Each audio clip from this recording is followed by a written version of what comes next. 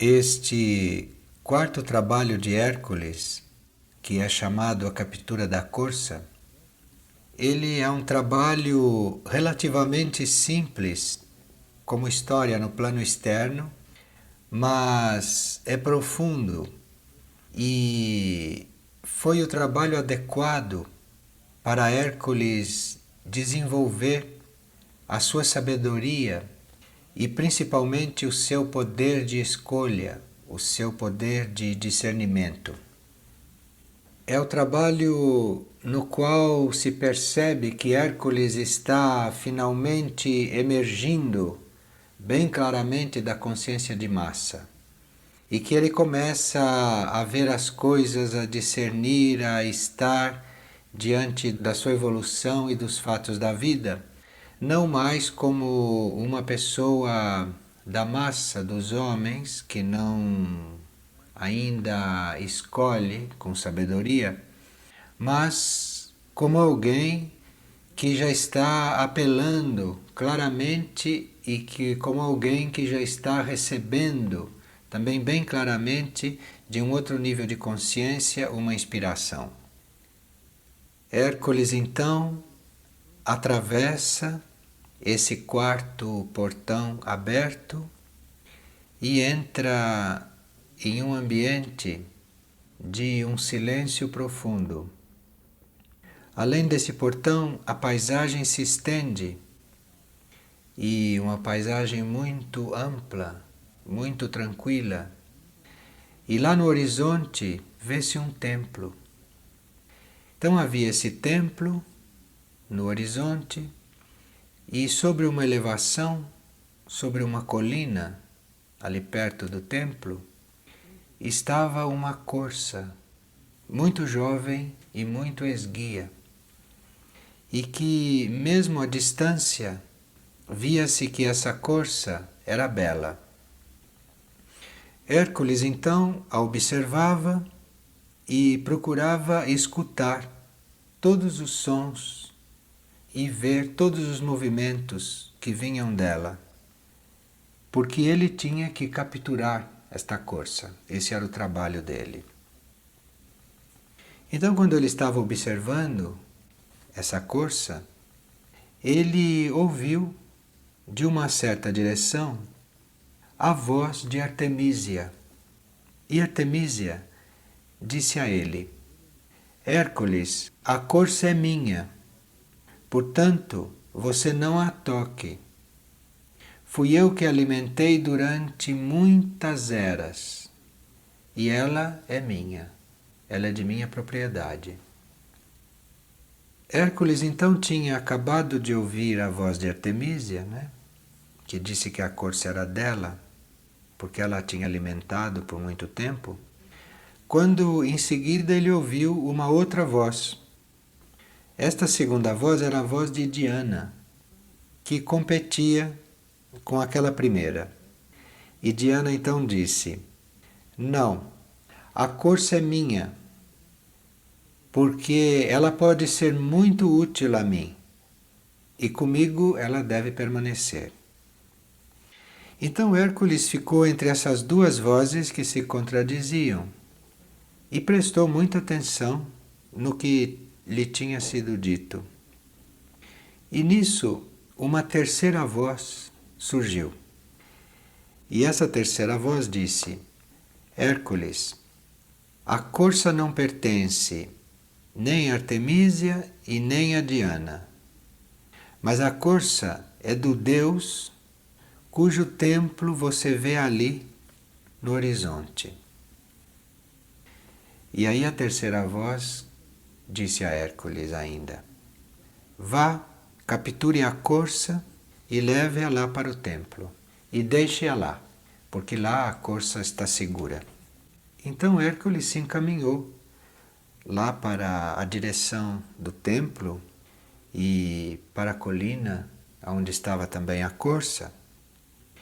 E ele se viu observado e seguido em todos os seus movimentos por Artemísia e por Diana, que estavam de longe vendo, vigiando tudo o que ele fazia. E à medida que ele ia se encaminhando para lá, Artemísia e Diana procuravam desviar a atenção dele da meta proposta.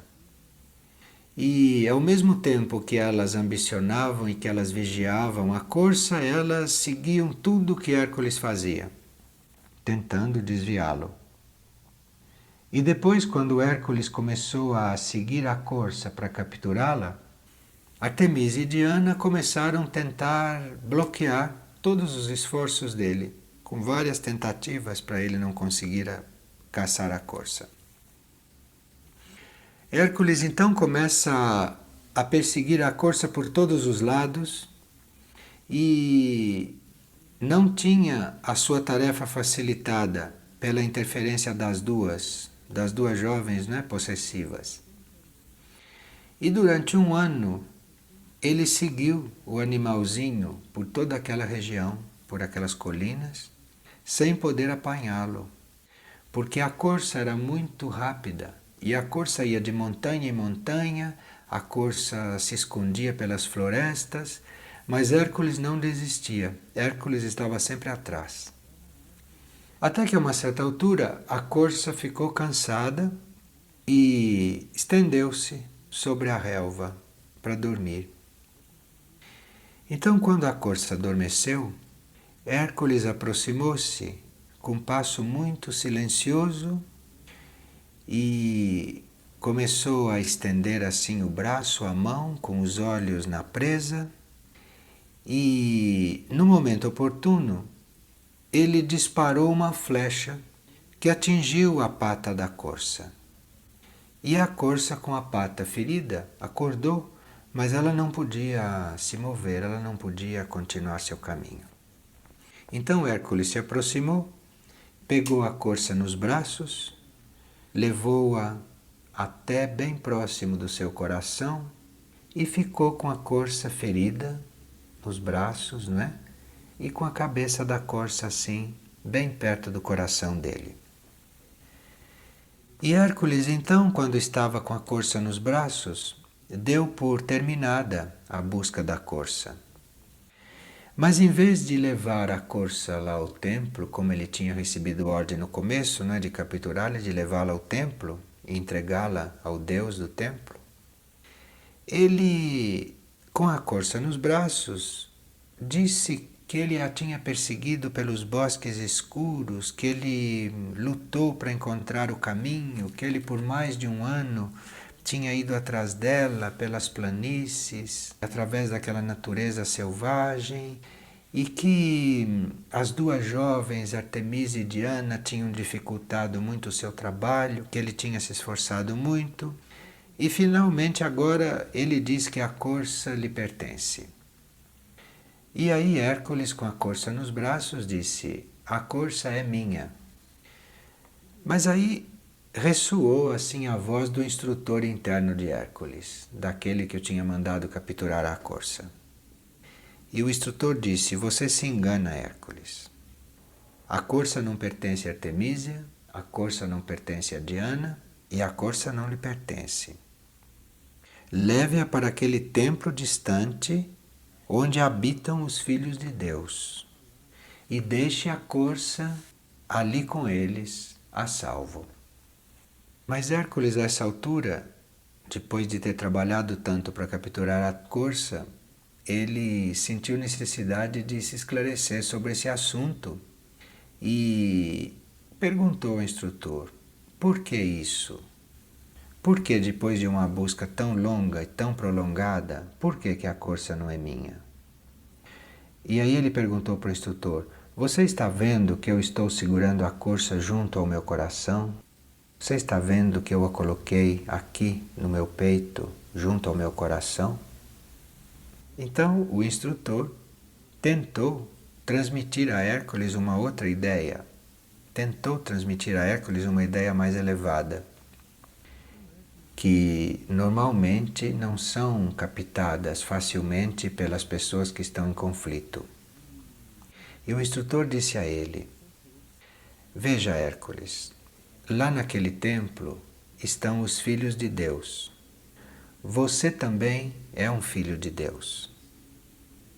Portanto, o templo é a sua casa, o templo é a sua morada.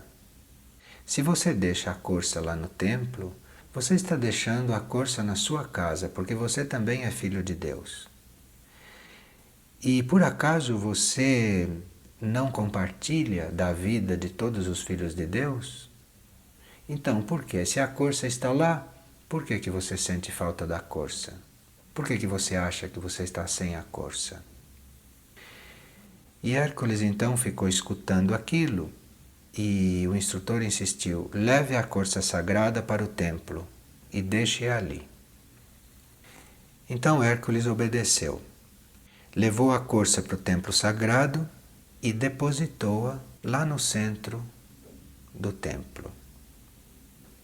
Mas quando Hércules já estava saindo do templo e deixando a corça ali, quando ele viu a pata ferida da corça, ele tornou a sentir direito sobre ela, porque ele tinha capturado a corça.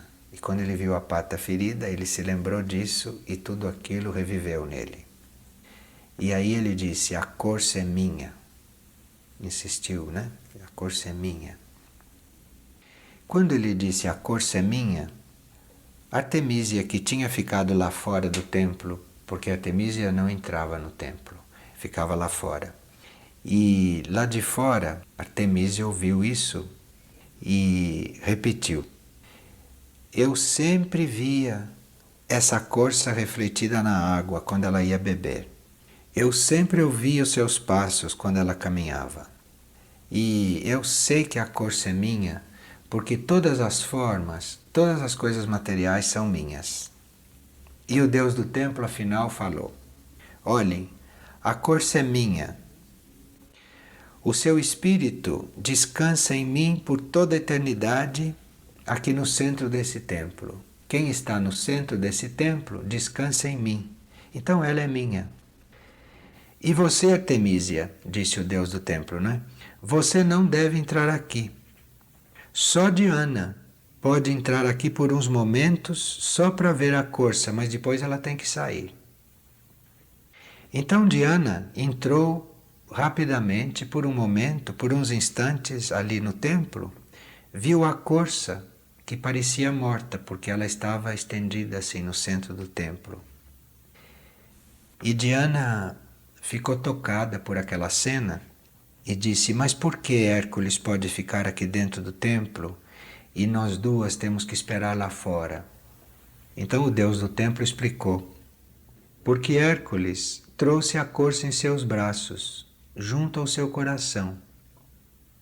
E aqui, no lugar sagrado do templo, a corça encontra o repouso, bem como os filhos de Deus que estão aqui encontram o repouso. Todas as criaturas viventes são minhas, portanto a corça também é minha. Todas as criaturas viventes estão em mim. A corça é minha, portanto, repetiu o Deus do templo, né? E a corça não é sua, e a corça não é de homem algum. A corça é minha. Então Hércules, quando ouviu essa voz do Deus do templo, tão decidida, ele saiu pelo portão e reencontrou lá fora o seu instrutor. E ele então disse ao instrutor: olhe, eu vacilei no caminho, eu demorei um pouco para capturar a corça, mas finalmente a corça está lá no seu lugar sagrado, ela está próxima ao coração de Deus, assim como ela esteve naquele momento de necessidade, não é bem próxima ao meu coração. E eu fiz o melhor que eu pude. Aí o instrutor disse a ele: olhe outra vez lá para o templo. E quando Hércules olhou então lá para o templo, ele viu aquela paisagem que era bem conhecida dele e percebeu que uma jovem corça estava andando lá sobre as colinas. E ele tinha deixado, não é, a corça no centro do templo, nas mãos de Deus. E agora, quando ele olhou para lá, ele viu uma jovem corça andando sobre os montes. E de um nível mais elevado, um nível que ainda não era muito conhecido por Hércules, surgiu uma outra voz que disse: repetidas vezes nós devemos buscar a corça e levá-la de volta ao lugar sagrado. Incontáveis vezes é preciso fazer isso. E aí o instrutor de Hércules disse a ele: vê, não se esqueça disso e pense bem na lição que você aprendeu. O que está oculto nessa história? O que essa história vela? O que esta história esconde? A corça, ela simboliza a intuição que o homem que já está querendo as realidades espirituais sai buscando. E Hércules, aqui nesse trabalho, ele simboliza nós todos quando precisamos desenvolver esta intuição, quando não estamos mais contentes com a nossa mente humana, com os nossos instintos e precisamos de uma faculdade superior. Artemísia representa o instinto em nós e a consciência da forma, o conhecimento da forma. E é por isso que ela está muito interessada no lado material do ser, que ela está interessada naquilo que a corça pode dar a ela, não é? E Diana simboliza o nosso intelecto, simboliza aquela parte nossa que age através do raciocínio, da análise, da crítica, a parte que percebe, a parte que discute, que argumenta, né? Que é bem consciente das condições emocionais, do mundo das ideias. E Hércules percebe que existe uma outra etapa além do instinto e além do intelecto. E essa outra etapa, ela reúne, de uma certa forma, vários aspectos do mesmo ser. E esse é a corça. Essa corça que para Hércules é o símbolo desta realidade espiritual, acima do instinto, acima do intelecto, né? E que Hércules quer mesmo encontrar e conseguir. E esse Deus do templo é a intuição espiritual. A intuição espiritual que reúne tudo, que sintetiza tudo, então que diz que todos os seres, tudo que existe está incluído nele. Então que tudo é dele. Só que não é um tudo é dele com um senso de posse, como Artemísia, como Diana e como Hércules, né, manifestavam. Mas diz que tudo é dele porque tudo está incluído nele.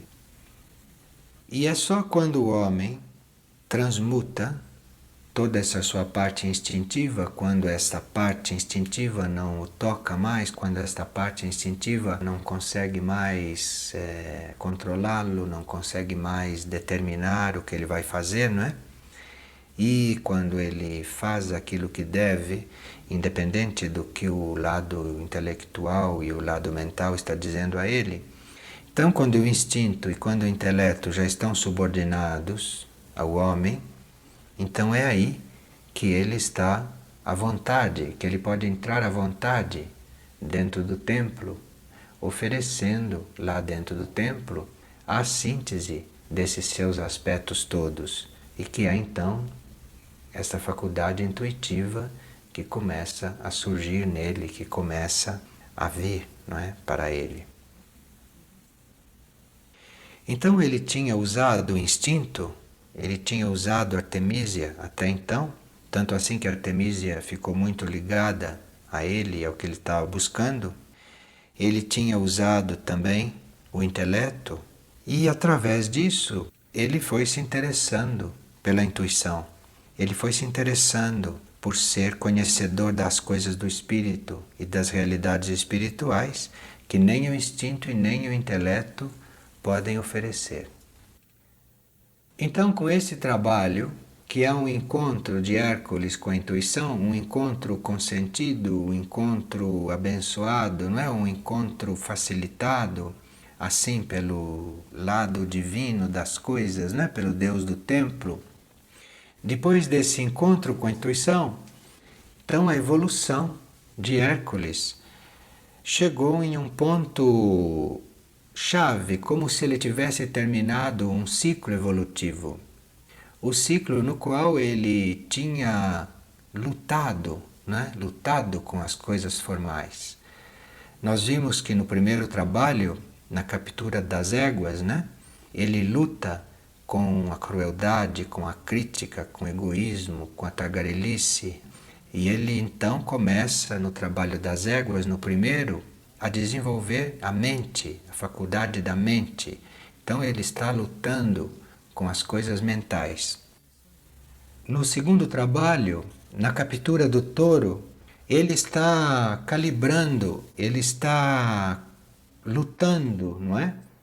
Ele está controlando a sua natureza animal. Então é uma luta também. No terceiro trabalho, ele descobriu, através da busca das maçãs de ouro, o valor do serviço. E ele lutou muito também para ouvir a própria voz, né? Porque ele era muito influenciado pelas vozes externas. Então foram 3 trabalhos que marcaram uma luta intensa de Hércules na matéria mental, na matéria emocional e na matéria física, na matéria instintiva. E neste quarto trabalho, na captura da corça, ele é finalmente tocado por uma outra consciência. E é como se ele tivesse sido elevado, tirado desta luta na matéria, desta luta na matéria física, na matéria do desejo e nessa dualidade. É como se ele estivesse sendo elevado disso, como se ele estivesse sendo tocado por uma consciência maior, por essa consciência intuitiva, representada por esta corça que anda pelas colinas, pelas florestas, nesta paisagem muito ampla, muito distendida, muito calma. Ele então começa a emergir desta consciência de massa que tem o senso da propriedade, que tem o senso da posse, né? E ele começa então a entrar em contato com realidades espirituais, isto é, ele começa a ver e a viver, começa a aderir a esta consciência de que as coisas não são de ninguém, que não há propriedade, que não há posse, que isto no espiritual não existe, isso no espiritual não é possível. E ele já está saindo à procura de uma coisa que jamais será a sua propriedade. Ele está buscando uma corça que é do todo. Esta corça é do todo. Esta corça é do Deus do templo. Jamais será dele esta corça. E esta corça não é de ninguém. E ele a si mesmo vai buscar a corça. Ele a si mesmo olha para o horizonte no fim de novo e vê uma nova corça jovem andando por lá e ele sempre interessado nela. Então, neste trabalho, ele vive, não é, a transmutação do seu instinto, do seu lado instintivo e possessivo, e do seu lado intelectual, do seu lado mental, do seu lado que argumenta, não é? Ele viu a transmutação disso numa coisa mais ampla, numa coisa mais livre. Então, terminada esta etapa desses 4 primeiros trabalhos em que Hércules lutou com coisas materiais, ele já está numa transição de passar para uma outra etapa. E esta etapa seguinte, ela é composta também de mais 4 trabalhos, antes que ele entre na etapa final, que são os 4 trabalhos finais, onde ele já está num processo que tem uma outra vibração, como a gente verá. E isto pode nos dar muitas ideias e pode nos dar muitas sugestões.